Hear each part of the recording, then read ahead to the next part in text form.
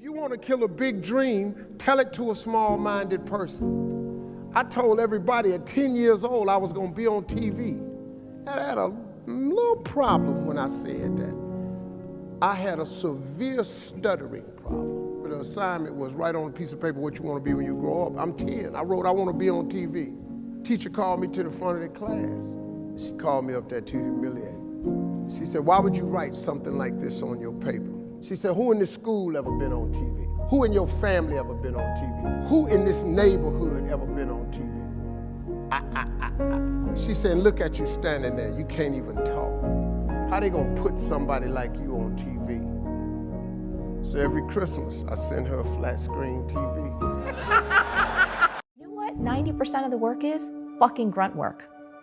That's what it is. It's unglamorous. Sometimes people are like, I want to see what you do more. I'm like, you want to see what I do more? I'm sitting with a fucking messy bun in my sweatpants, sometimes not showering for 3 goddamn days because I'm hammering shit out. That's what I do. I love it.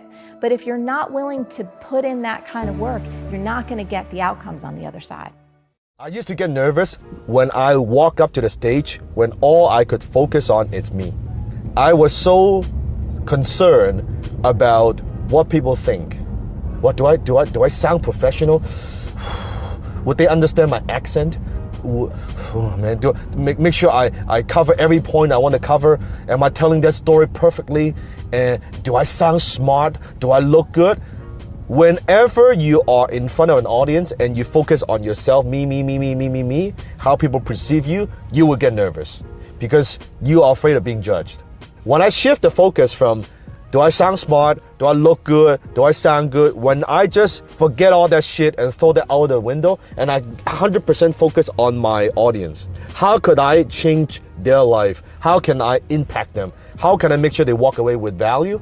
The minute I do that, not focusing on myself, but focusing on them, the nervousness disappears. It's gone. If you're a creative person, you need to know this. To create something repeatedly, the energy required to make it has to be less than the energy you get from making it, or eventually you'll stop making things. Many people try to create consistently in ways that leave them exhausted and depressed after the process is over, feeling like they fell short and are lacking. Their creativity becomes a manic behavior of massive effort and the rest of life becomes depressive. This isn't sustainable because it will make you fear your time of creativity. It will make you fear going back to your regular life. And it will leave you a little bit lower each time. But if you take on projects that are small enough, exciting enough, or simply at energy levels that build you up, so that when you're done, you need to rest, but you feel better for having engaged in the process, then you'll come back to the process over and over again, and you'll get better, and create a positive loop that'll build you into a monster of productivity. You have to build abundance into your creative process.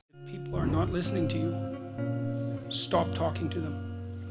And that is the best piece of advice that I can give you. And what happens is that if you stop talking to people who aren't listening to you and start watching them instead, they will tell you what they're up to. But so if you have things to say, say them, but you find people that will listen, talk to them. The ones who aren't listening, pull back.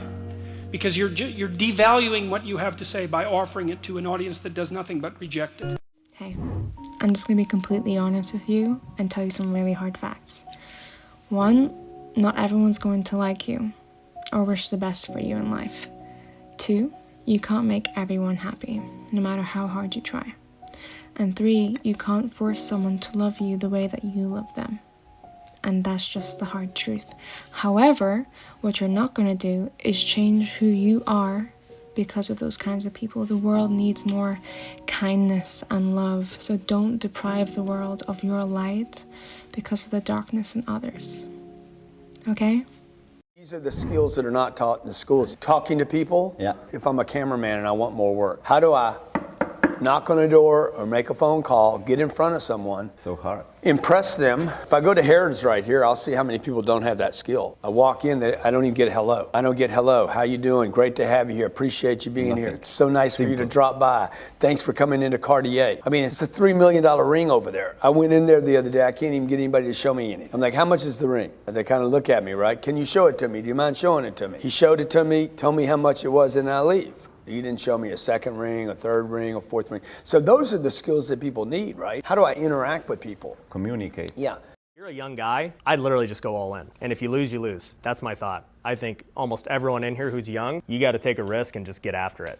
You're already broke anyway. What do you have to lose? When I was just starting out, I was flipping couches and doing all this crap, and then I saved up 10 grand, right? And most people would be like, man, it took me so long to save up this 10 grand. It took me years to save it up. And they're like, I can't risk losing it. It's too much. That's like 90% of people's mindset. I'm like, dude, I'm still freaking broke. I'd rather take a risk and try doing it and fail knowing that I tried versus like play it safe. That's my thoughts on playing it safe. I don't believe in it. Playing it safe just ain't gonna get you anywhere. I mean, that's just what it comes down to.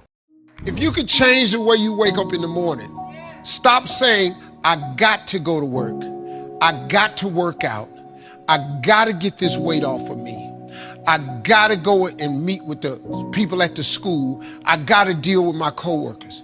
Change one word in that sentence and everything about your life changes. I get to wake up in the morning. I get to go to work. I get to go and meet with these people. I don't care how dark it looks for you. I don't care what they done said to you. I don't care what the verdict is. I don't care what the haters say. It ain't over. No matter what happens to you, it ain't over. Ain't no such a thing as over.